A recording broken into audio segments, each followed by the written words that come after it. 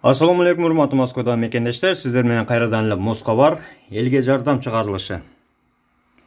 Эгерде сизге жардам керек болсо, анда биздин Telegram каналга Москвага жазыңыз.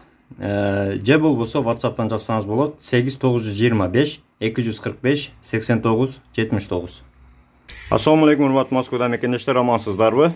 Бүгүн Москвада погода жакшы, жаз келип күн жылуу, мезгил менен мынтип акча жаап атат.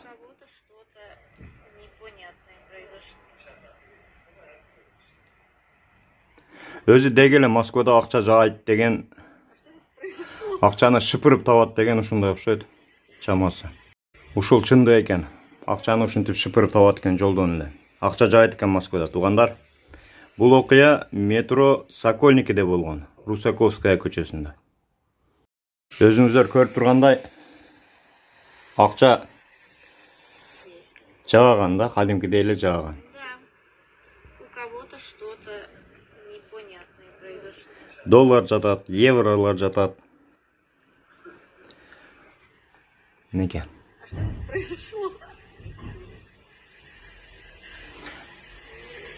Москвада кээде ушундай жамгыр жаап турат экен. Акча жаап турат экен, то есть.